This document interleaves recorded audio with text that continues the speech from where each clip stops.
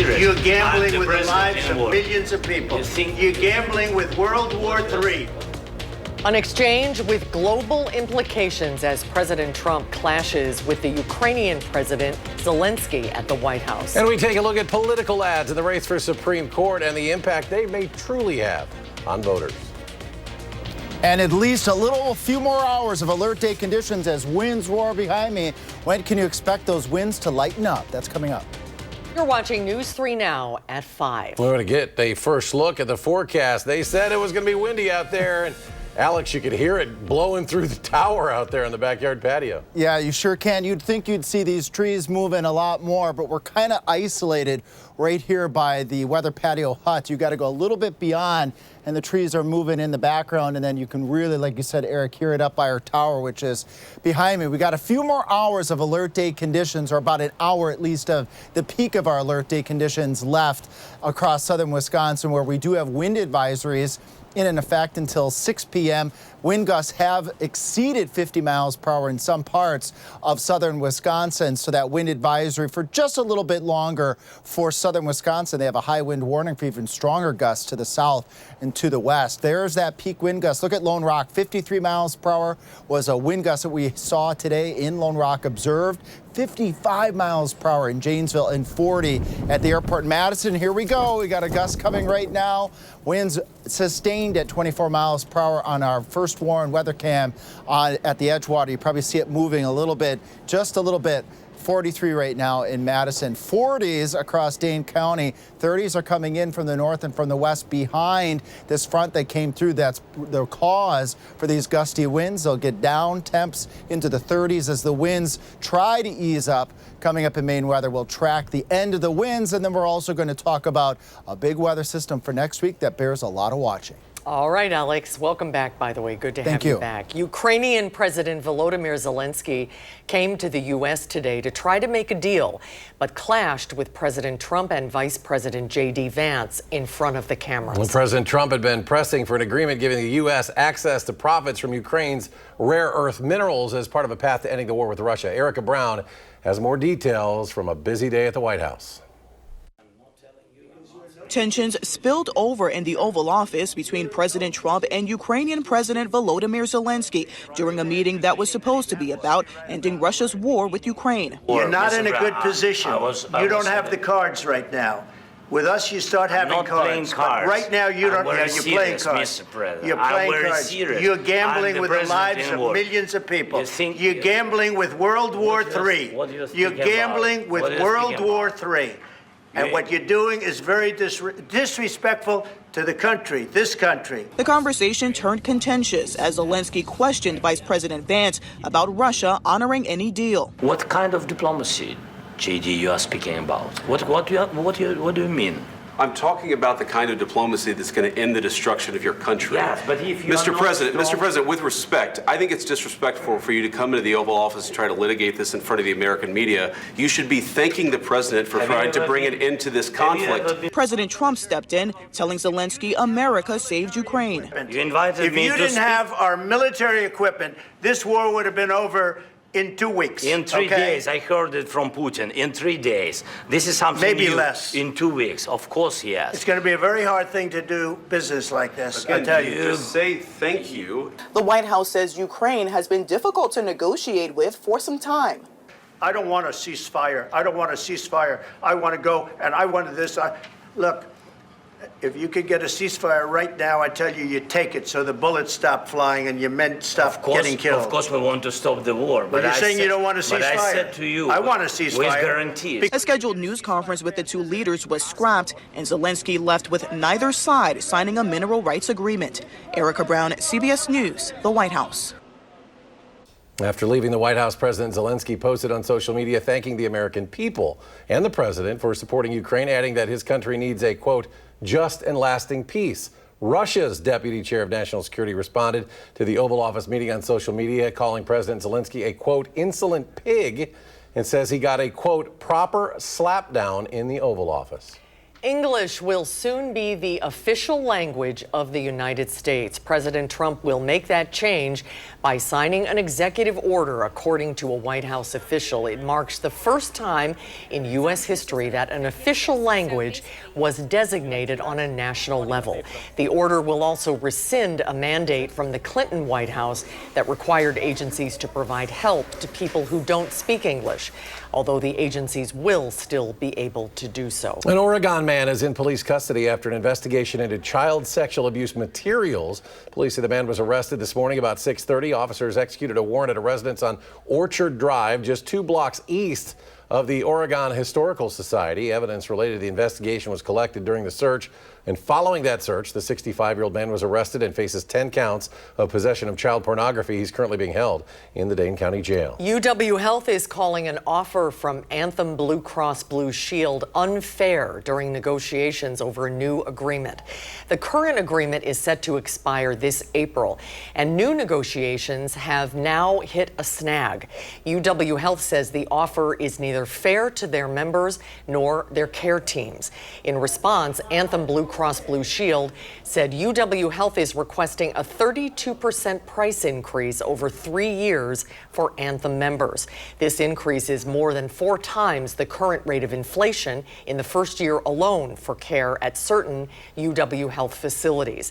The spokesperson added that they want UW Health to remain in their networks and will continue to work for an agreement, noting that they would not agree to, quote, excessive price increases. Today, supporters of public schools from around the state gathered at the Capitol to close out National Public Schools Week. They celebrated public school accomplishments while pointing out what they called state budget failures leading to the need for referendums. The group noted that over 2/3 of Wisconsin's 421 public school districts have had to have school referendums since the passage of the last state budget.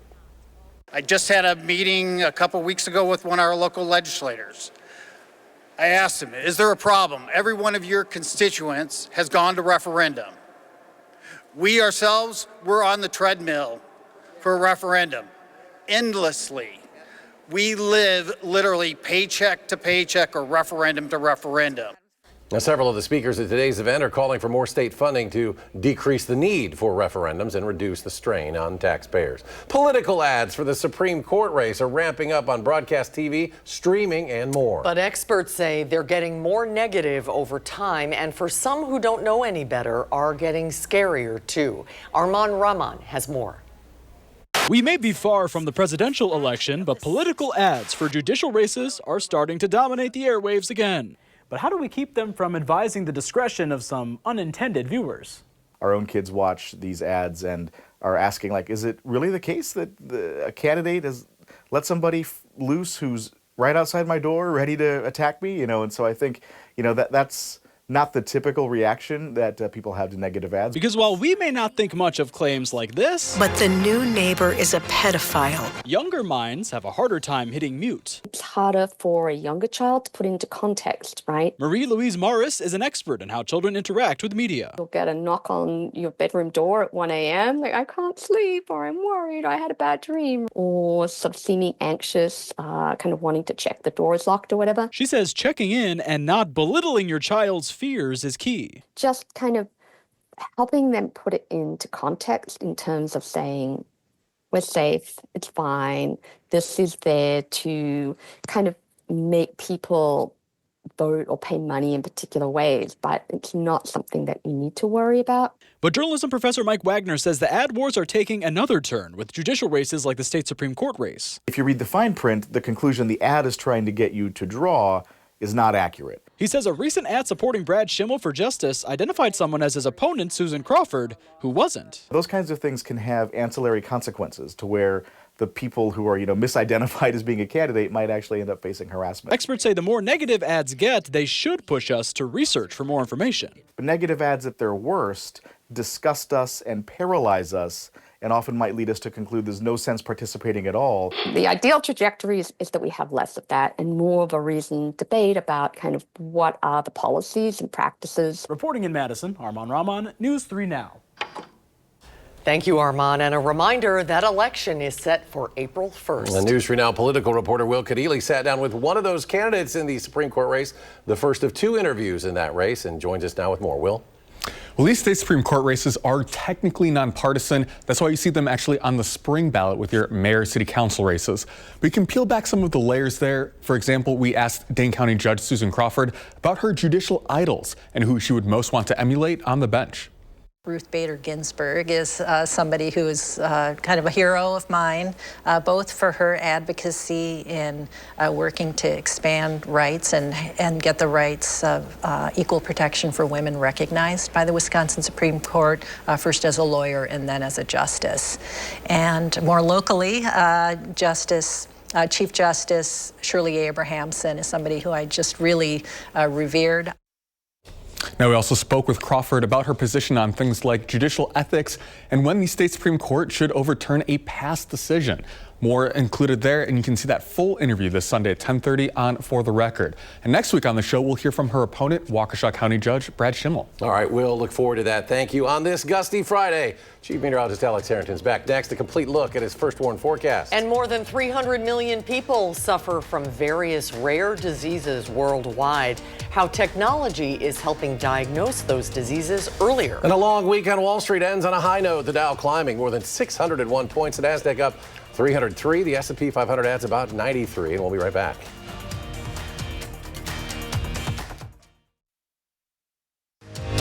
You're watching News 3 Now at 5. Moving forward.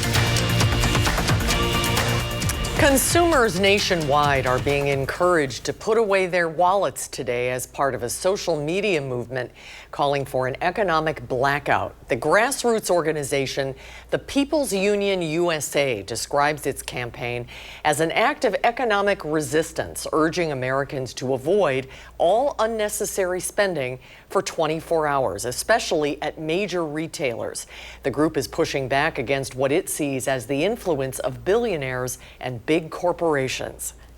People think inflation is going to be 6%. There's new CBS polling that 77% of people think their income isn't meeting where inflation is growing. 53% of people say that they can't afford groceries.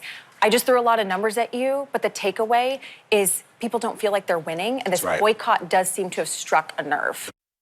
CBS News reached out to Walmart and Amazon, but the companies did not comment on today's boycott. The DEA, Homeland Security, and the New York U.S. Attorney John Durham are announcing the arraignment of two drug cartel kingpins. They are Rafael Caro Quintero and Vicente Carrillo Fuentes. Quintero is accused in the 1985 torture and murder of a U.S. DEA agent, and Fuentes is accused of involvement in the agent's death as well, along with kidnappings and murders in Mexico. These arrests send a clear message. The Justice Department will find and hold accountable the leaders of deadly transnational criminal organizations that harm the American people, no matter where they are in the world and no matter how long it takes. Quintero was expelled from Mexico yesterday along with 28 other cartel members to face federal charges in separate indictments filed in eastern New York. Pope Francis suffered a medical setback today. He was placed on a breathing machine after a sudden episode of breathing difficulty. But the Vatican says he is still alert, although not out of danger. The 88-year-old pontiff has been battling pneumonia in the hospital for 2 weeks, and due to his continued illness, he will not lead the upcoming Ash Wednesday service. The Vatican says he has only missed one other Ash Wednesday service in his 12-year papacy. Today is Rare Disease Day, and around 300 million people worldwide are living with a rare disease. And while this day is about raising awareness, health experts are also applauding new efforts to better diagnose and treat these illnesses. That's something that was once thought impossible. More than 7,000 rare diseases have been identified, and these illnesses can have a significant impact on a person's health and well-being. It takes sometimes up to 15 years for individuals to get a diagnosis. So thinking about how long you live with just that uncertainty as to what is wrong, whether it's in your family member or in yourself, it's just a real burden. And Dr. Curry says artificial intelligence is now allowing for large amounts of data to help identify patterns in patients. Dr. Curry says while rare diseases individually are not common, having a rare disease is not rare, since millions of Americans suffer from something that hasn't been diagnosed. Well, as expected, it is a gusty end to the work week. Chief Meteorologist Alex Harrington just blew in from the door, and he's inside now where it's safe. Yeah, you have to hold on for dear life at some points today. We had wind gusts over 50 miles per hour. That's why the first warned weather team earlier today said we need to call out the alert day conditions through at least 6 p.m. But the winds are going to stay gusty beyond 6 p.m. We're going to track those together. But first, let's track any advisories that we still have out there. All this brown that you see from west to east, wind advisories until 6 o'clock tonight. They have high wind warnings for even stronger wind gusts to the south and towards the west. We've had winds gusting as high as 40 miles per hour in Madison. Look at Janesville, 55 miles per hour. Put this on for size. Severe level winds for severe thunderstorms are at about 58 miles per hour. So these are damaging winds in certain parts of southern Wisconsin. But good news is the winds are slowly going to work their way down. As we look at our first one weather cam, or at Edgewater here, you can see, if you just pause for a moment, the camera isn't pausing because it's shaking back and forth here as we have winds sustained at 24 miles per hour, temperature of 43 degrees, cloudy skies. These are the clouds behind a front that came through today that could bring us a snow shower by 7 o'clock. That's going to be very isolated. What won't be isolated, clouds tonight and gusty winds all the way through the evening as temperatures work their way down through the 30s. So let's track these winds. 6:30 tonight, we're looking at wind gusts still upwards of 30 to 35 miles per hour across all of southern Wisconsin out of the northwest. As we head towards our 10 o'clock newscast, Buddy will be here at that time. Winds still gusting at 30 miles per hour. You see the colors slowly becoming a little less ominous as we head towards 6 o'clock on Saturday morning. Winds still gusting between 15 to 25 miles per hour. More progress through the day on Saturday. By noon, winds gusting below 20 miles per hour. As we head towards the evening, there you go. See, the colors just went away. Our wind gusts will ease considerably as we get towards Saturday at about 6 o'clock. And Sunday, I'm not expecting much in the way of wind at all, so that'll be a treat on Sunday. Temperatures this weekend will cool on down to near average, what we'd expect for this time of year, in the 30s to near 40. Then it's going to stay dry this weekend, but the first warned weather team, we've been talking about a weather system now for quite some time for Tuesday going into Wednesday. We need to keep a close eye on this one because it could be a big one for us and for much of the Midwest. We'll do 31 on Saturday, dry conditions. Look at the winds as we go later into Saturday, getting down in that 5 to 10 mile per hour range, so not quite as breezy on Saturday. Sunday, winds calm, sunny skies, 40. That's pretty nice for this time of year, and that's where we should be, right around 40 degrees. First glimpse at that weather system. Let's start it off Tuesday. Rain showers. Winds strong out of the south as we go through the daytime on Tuesday. Showers, we could even see some thunderstorms as we go into Tuesday evening. And look at this difference from Camp Douglas to the Dells to Madison by 2 a.m. Camp Douglas, some wet snow possibly mixing in with that weather system. Maybe a little bit of ice and freezing rain north and west of the Dells. Still hanging on to heavy rain in Madison, and heavy at that. This will be a wet weather system, meaning a lot of moisture in it. Then it quickly potentially turns all over to snow from about 6 o'clock Wednesday morning through noon, lasting till about 6 o'clock at night Wednesday. And this is all contingent on the track of that weather system. So watch our temperatures dip to around 40 on Wednesday, falling with that weather system. Then we see improvement beyond that weather system with even a warming trend at the very end of the 10-day forecast. Speaking of the wind, well, blew me into Douglas Elementary School in Watertown today. I think we have some video of that. I got to talk to their 5th grade class today. We talked about what a TV meteorologist does, how we get to make the forecast, and I even got to show them how we can control our weather computers here from Watertown, from any location. And of course, they got to see the famous pepper tornado experiment, and they got to talk about, and we talked about how I match my frames to the forecast to give visual hints to what the weather is going to do. Thanks again, Douglas Elementary Tigers, for having me out to your school today. And I think they want to say something too.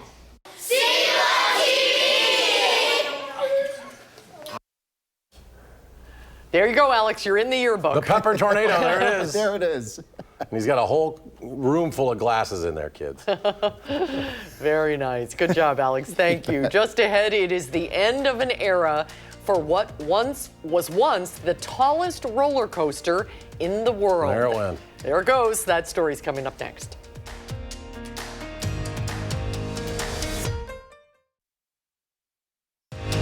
You're watching News 3 Now at 5. These are always sad stories when a roller coaster goes down. It is the end of the line for what was once the world's tallest roller coaster. Kingda Ka was reduced to a pile of rubble in this implosion this morning. This was at New Jersey's Six Flags Great Adventure. That coaster wasn't that old. It made its debut back in 2005, launching riders to a top speed of 128 miles per hour and creating lasting memories.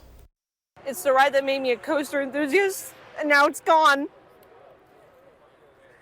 I've never known Great Adventure without Kingda Ka before. This is all I've known, and this was her favorite ride. Okay, I'm not going to lie, that's a little bit of an overreaction. Six Flags says it retired Kingda Ka. This will cheer up. To make room for new rides, and among them, the Flash, which is called Vertical Velocity. It's a steel roller coaster, which is set to open at the theme park later this year, and no doubt cure her tears. At about 8 o'clock last night, check this out. Wenatchee Valley, Washington firefighters responded to a reported ceiling collapse at Liberty Cinema. Looked pretty scary. 2 people were inside the theater at the time, but fortunately no one was hurt.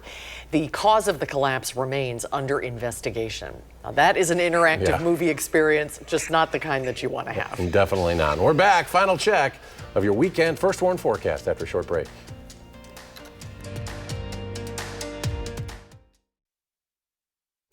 And Alex is back. We take a final check of the forecast. Good news. Alert day conditions for only just a little bit longer this evening. It will stay gusty overnight, but not these 50-mile-per-hour wind gusts. We had 55-mile-per-hour wind gust observed in Janesville. So through 6 p.m., alert day conditions are expected to continue. So that's just for a few more minutes. Temperatures will fall down through the 30s. Can't rule out an isolated snow shower overnight, but most places will stay dry.